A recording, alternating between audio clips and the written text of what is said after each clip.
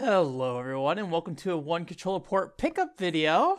It's been a little bit. If for some reason you only look at my pickup videos, you might seem to recall I ran off to Japan at the end of last year and was like, I'm getting all this stuff out of the way, so like everything will be good and easy when I get back from Japan.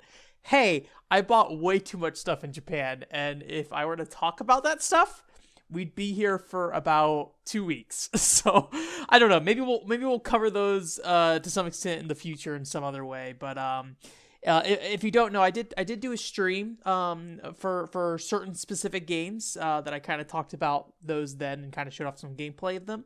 But in this particular case, I'm just going to talk about some games I picked up right before I went to Japan, and then also what I picked up afterwards. And I've generally been trying not to spend nearly as much money on games unless it's something I'm had a particular need for right now, or I had a particular interest in the near future as like a new game, or something I want to play like within the next 6 months, something like that.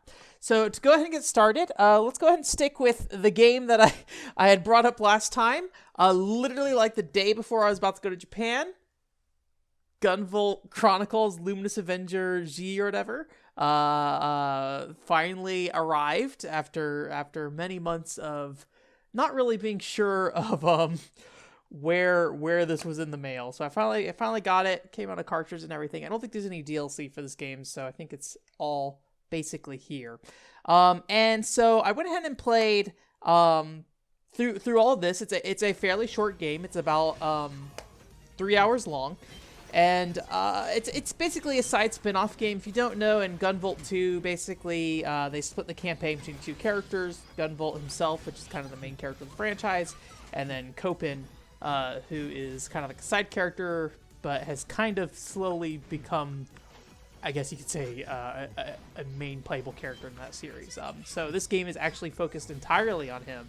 And it was pretty fun. I enjoyed it. It definitely feels very much like Copen in Gunvolt 2. So like if you're playing Gunvolt 2, like mechanically it's not that different. The nice thing about Copen is that he actually is kind of like Mega Man, where when you defeat bosses you get different weapons and stuff. And Gunvolt has that a little bit, but he only does it for like targeting attacks and things like that he gets different stuff. So in Copen's case, he actually gets actual weapons that he uses.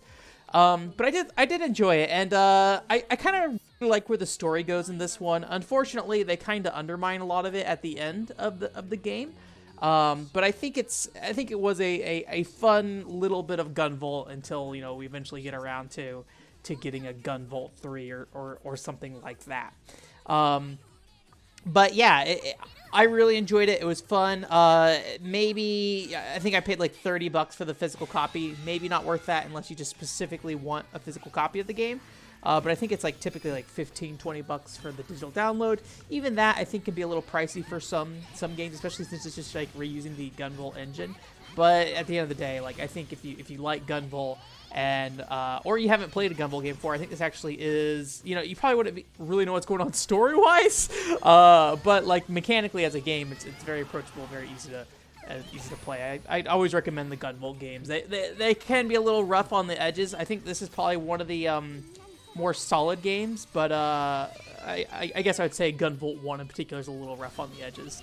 We're not talking about Mighty Gunvolt. Mighty Gunvolt is a mark on the series when it comes to me, but we won't worry about that. Well, I did a quick play of that a while ago, where we can, if you want to know my opinion on Mighty Gunvolt, you can go look at that there.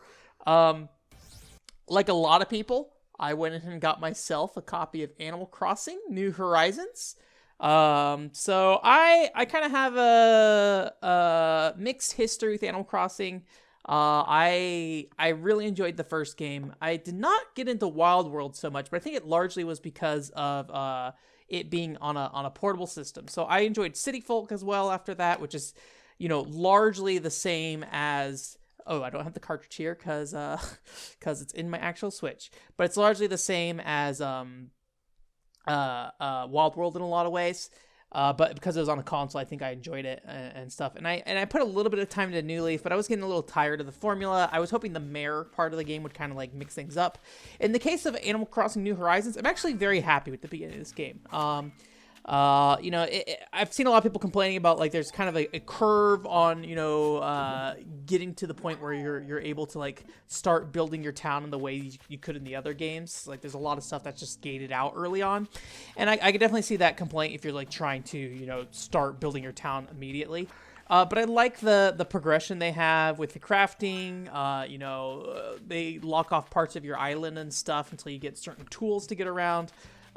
Which I think can be a little frustrating when you see something like that bug you want flying up on a cliff that you can't reach.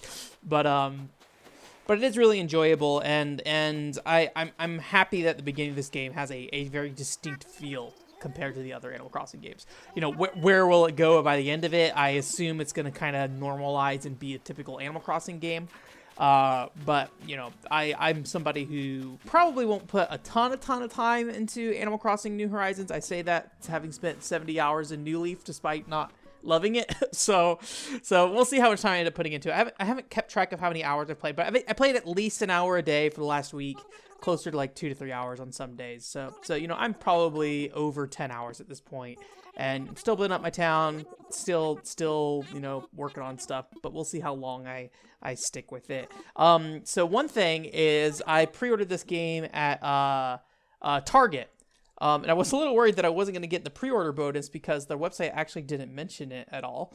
But there was a magazine or like a newspaper file, not newspaper, I don't know, like advertisement thing that you know gets shoved in your mail that had mentioned that a journal would come with it. There's actually this little thing that it originally came with that wrapped around it like this, or like I think it like slipped into the book cover, but you had this thing that was over it or whatever. But yeah, it's just a journal and calendar for Animal Crossing New Horizons. And I don't know, I thought it was pretty cute. And I've been trying to get like more stationery and stuff lately, for work and stuff like that.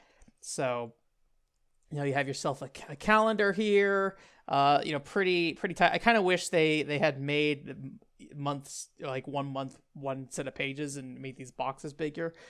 Just makes it a little easier to write in because I'm actually using this rather than just like, you know, holding on to it. Or trying to actually use it. And then after that, you basically get a journal and you can kind of, you know, flip through the journal and there's just like a bunch of extra pages. So I sometimes take notes at work, not so much anymore now that I'm not doing support work.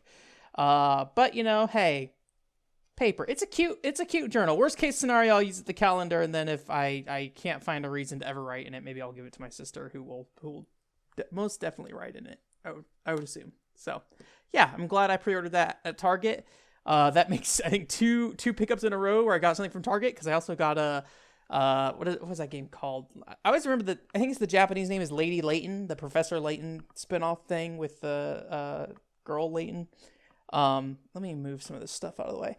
But yeah, I don't typically buy stuff from Target, but just kind of worked out that way. Let's go on keep on the Nintendo train for now. So I actually got 2 Nintendo 3DS games. I got Gabriella's Ghostly Groove 3D. I did not bring it over here. Maybe I should have, but too late. I've committed. I recently picked up a Gabriella's Ghostly Groove Doshinshi at Comiket when I went to Japan. And it's just a lot of really cute Gabriella's Ghostly Groove art, and that kind of reinvigorated my want to play Gabriella's Ghostly Groove 3D. So it's just got a really cute style. And if you don't know, I did a video on the WiiWare version of Gabriella's Ghostly Groove, about 6 months ago, maybe at this point. And, you know, Gaia Online, there you go. Redeem this card at GaiaOnline.com/Gabriella. But you know, it's a pretty simple, game. The WiiWare one, it's like 10 songs and it's the same environment and you just basically do some motion control dancing. This game is different. It has a story mode. Well, the other one technically has a story mode, but this one has a different story mode. It has different gameplay mechanics. This one's about like tapping the bottom of the screen. Also, I think there's like some line drawing and things like that. Generally, I think Gabriella Ghostly Groove 3D on Nintendo 3DS is considered to be more of the full game, where Gabriella Ghostly Groove Monster Mix on WiiWare was kind of a spin-off thing that they just kind of put out. This is originally going to be a Nintendo DS game, actually. You can actually go up and online and look up some screenshots of the game, and there's some old Nintendo DS. I don't know if any footage is out there, but there's at least screenshots out there for it. So I put a little bit of time into it. I'm enjoying it. It's a little simple at the start, but I'm still doing like the basic stuff, and you know, this game's, you know, typically aimed at a younger girl audience, so I think it's kind of expected that it starts a little slow. And you know, I'm not a big rhythm game fan. If you didn't see last week, I did a Tokudol video about a Japanese arcade game I played when I was in Japan, and I kind of talk about how I feel about rhythm games there. And I like more simpler rhythm games that have like a gimmick, and Gabriella's Ghostly Groove definitely kind of falls in there. It actually has like, in some ways, this game kind of gets closer to like fashion rhythm games than I really was expecting, because there are like these little mini games you play during the rhythm game sometimes, which is not so much a Otokudol thing, but like an Aikatsu kind of thing. You usually play like 3 mini games during a song, and sometimes you have to like make this cat jump around and things like that during this game. So it's pretty fun. The songs have been a little short so far, but I'm curious to see if over time, as you do harder difficulties, if the songs get longer, or if they're always just going to be kind of bite-sized pieces. So I enjoyed it though. Unfortunately, I can't show you any footage of this game, Dream Trigger 3D for the Nintendo 3DS. I tried to capture this, so if you don't know, I capture games using new Nintendo 3DS that's been has a software mod that lets me stream game footage through my router to my PC. It's kind of a awful setup, which if you looked at the Gabriella's footage, if you notice any kind of choppiness during it, that's definitely part of the reason why that happens. But this game straight up did not want to work with it, which I was surprised. It's the first game I've had that have literally just straight up like not functioned with it. But yeah, it's a game that was put out by D3. I'm not sure who developed this. Let me see if I can see the name of the box. But while I do that, you know, I tried to play this game. You can see kind of right there on that screenshot. It looks like an on-rail shooter for both these screenshots, and it looks like this one too. What I played was like a top-down thing where you're like a butterfly grabbing crystals. So I'm guessing there's different types of mechanics to this game. And I literally cannot figure out how to beat the first level. Like, I think if I really put time into it, I could figure it out. But I tried the first level about 5 or 6 times and failed miserably. So I think, you know, and I tried reading the manual because there's not a lot of explanation of what the game mechanics actually are. I tried reading the manual and, like, honestly, did not find much helpful information in here.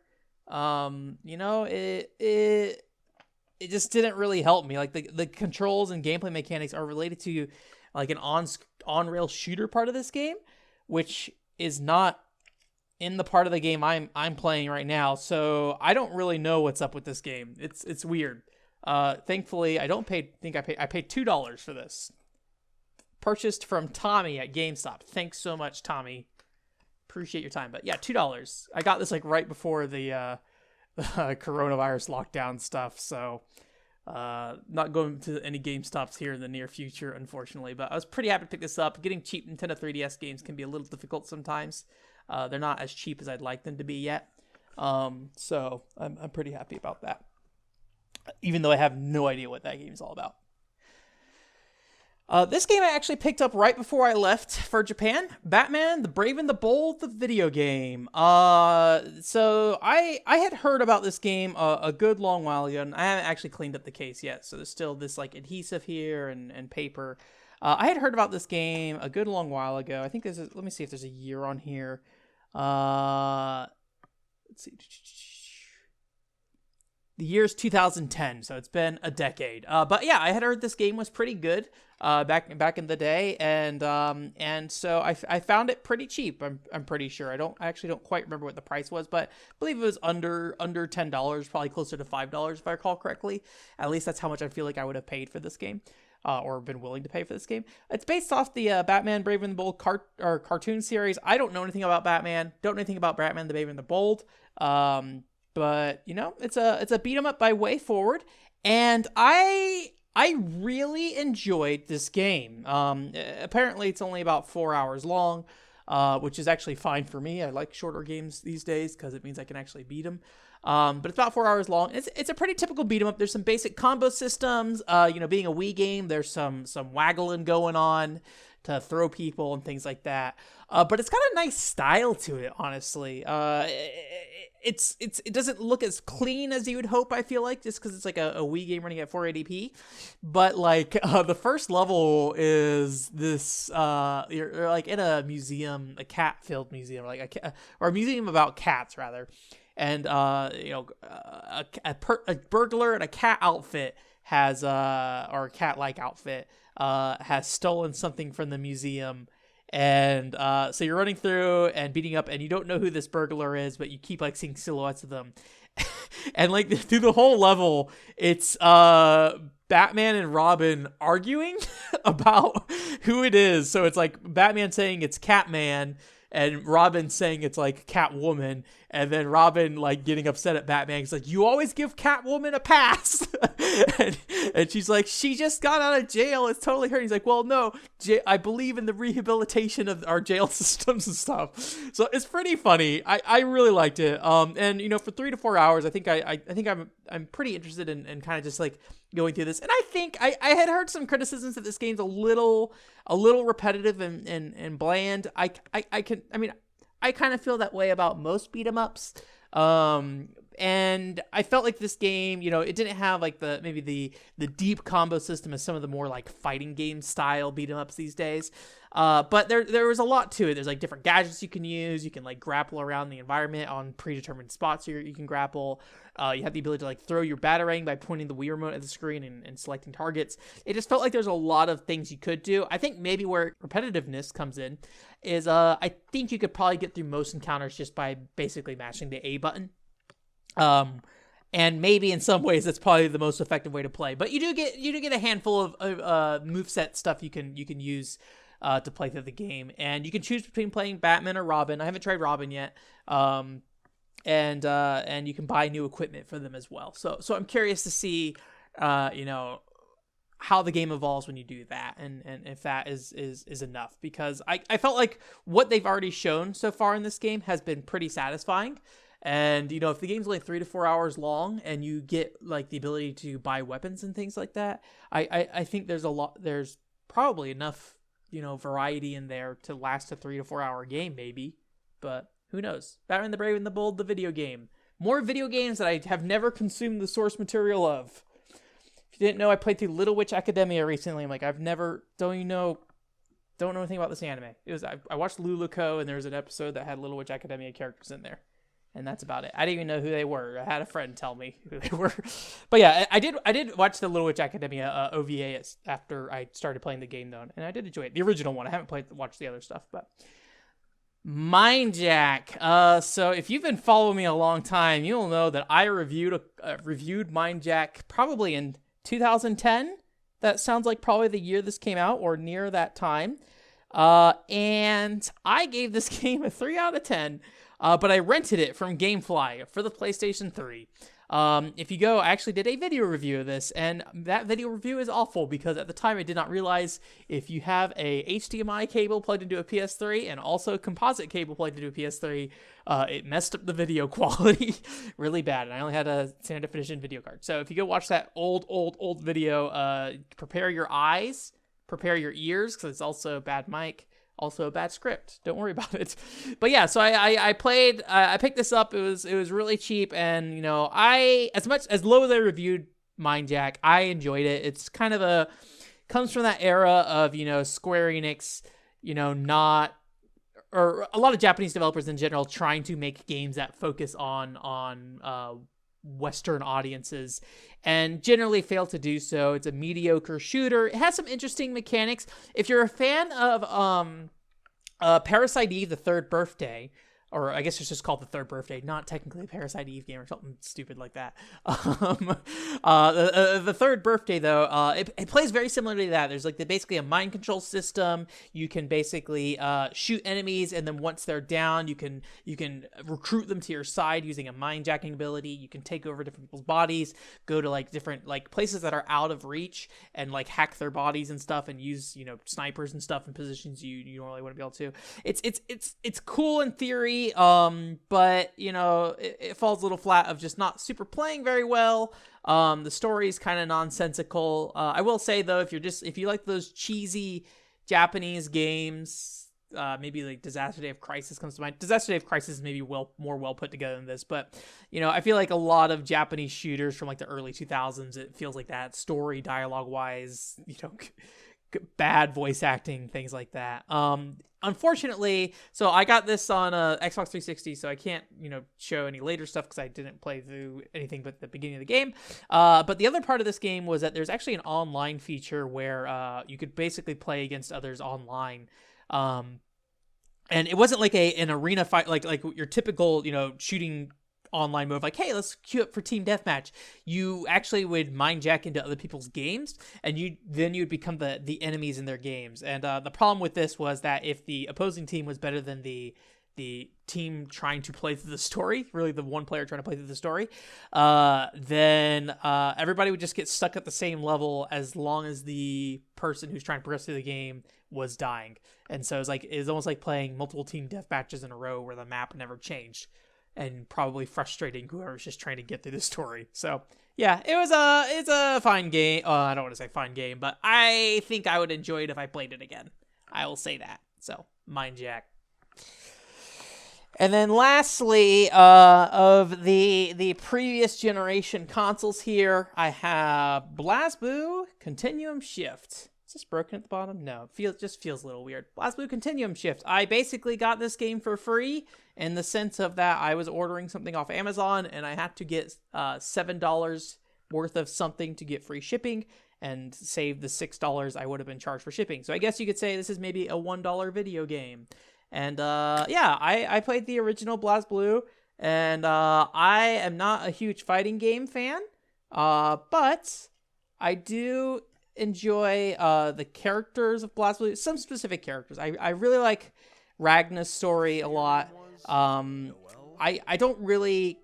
I know BlazBlue story-wise got a little crazy at some point, and I haven't really seen too much of that at this point in the series. I've only ever played the first one.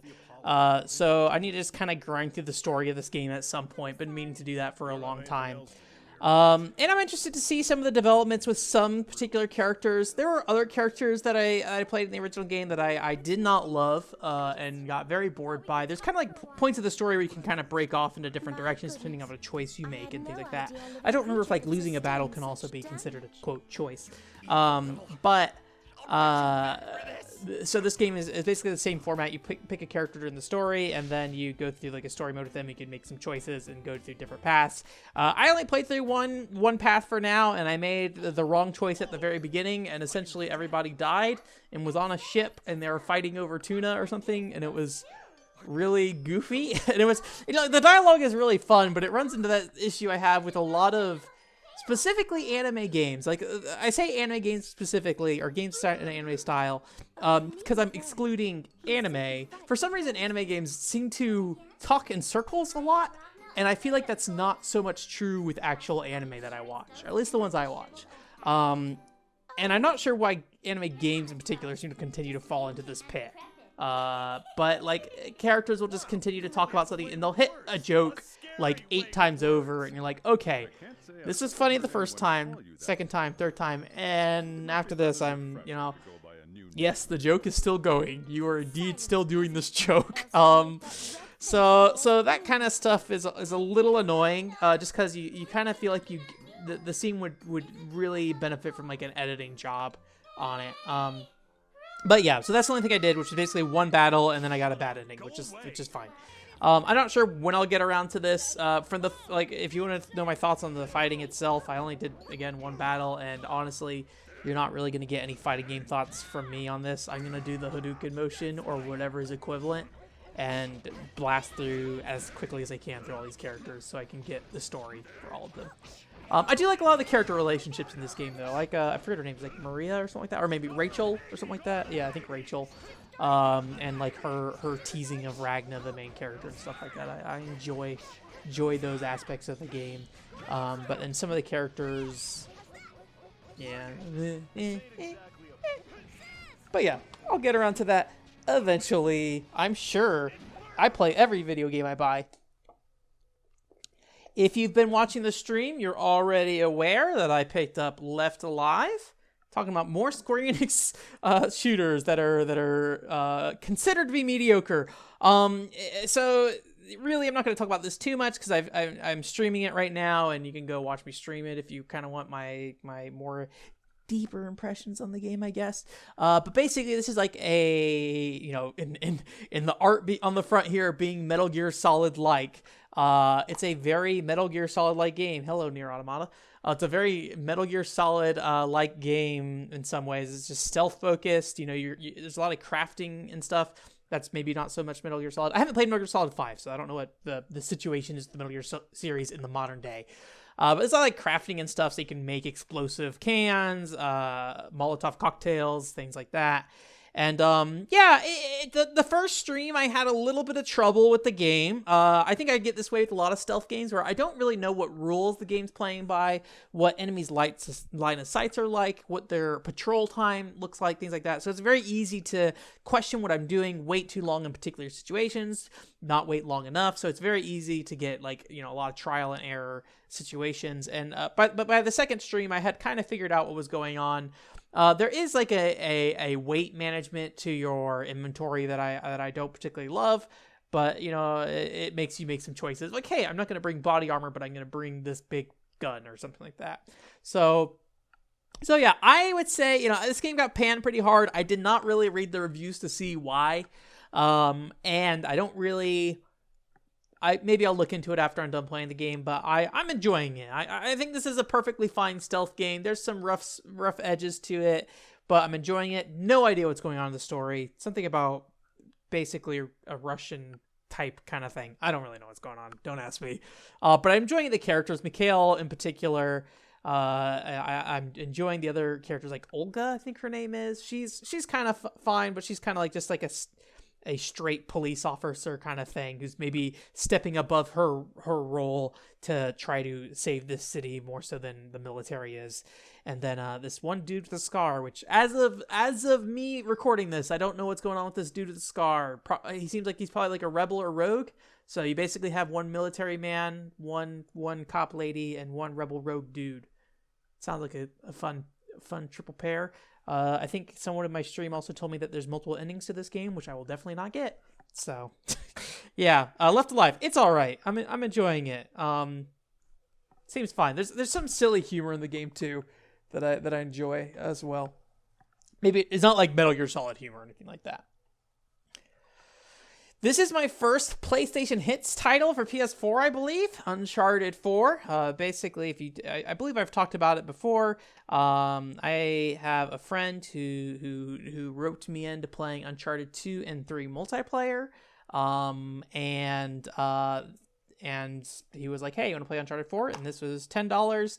I for a second thought this was a bootleg case just because I haven't seen one of these before, and it just looks weird. Having like a see-through red case for some reason just doesn't sit right with me. But given that red is the color scheme of the PlayStation Hits, this is probably accurate, and it was sealed and new. So I get the impression this is official packaging. And we haven't sat down and played a lot of it yet. It feels very much like the Uncharted 2 and 3 multiplayer. A lot of mobility in the environments. You get like a grapple hook in this one, so you can kind of grapple around certain parts of the environment, kind of walk across walls. So there's some new elements to it that I think are pretty cool.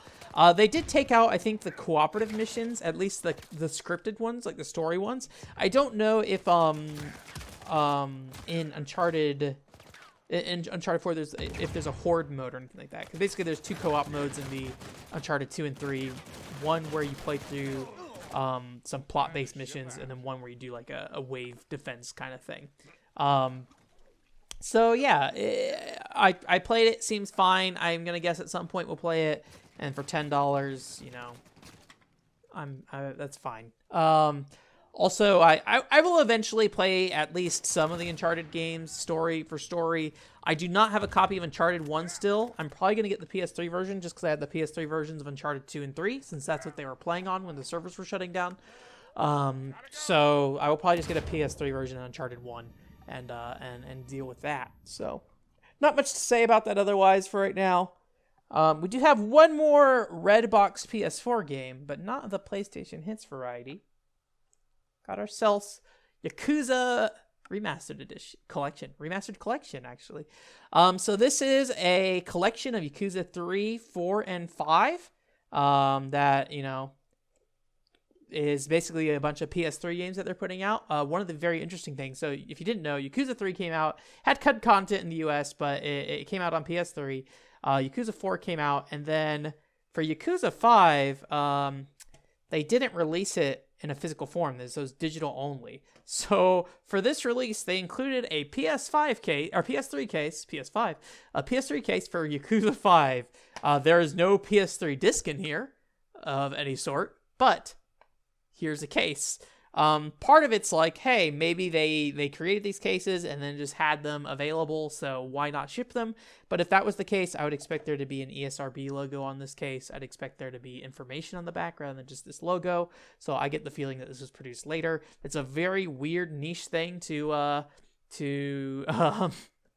create I guess collector's item for, but there you go. So I have a PS3 case of Yakuza 5 that's gonna sit in this box here. So as you can see, it's like a slip cover. Here's the actual games right here. Slip cover is kind of fun because you can actually see I don't know if you can tell right there, but there's a Majima in there hiding in the bottom flap here. So yeah, the actual game case though is actually pretty nice. Let me go and put this back in here for now. So this is just like a cardboard sleeve, and you know it's already getting scratched up and stuff, you can see. So but this case itself is actually very nice. It's one of those plastic ones. It comes with like a sticker or something as well. But there's actually some unique art in here, some disc art, I guess you could say. So Yakuza 3 and 4 come on one disc here, and then you have Yakuza 5 on this disc here. Not really sure the reason behind that, other than just maybe there was enough space. But as far as I can tell, they are actually on the disc and not, you know, something that you have to download, although there are updates. But yeah, so behind the discs themselves, there's some nice art here. It looks pretty good. I like the packaging that's going on here. I would like to play through the Yakuza series a bit faster. If you don't know, I had a gap between Yakuza 2 and Yakuza 1 and Yakuza 2 of about 5 years. Or not 5 years, 10 years rather. And yeah, I would like to make that gap shorter so I can actually make some progress on the series. So to talk about the game itself a bit, you know, all these games, if you don't know, basically I spend about 30 minutes on each of these games as I talk about them, and before I record this, basically. And in the case of Yakuza 3, most of that was mostly cutscenes.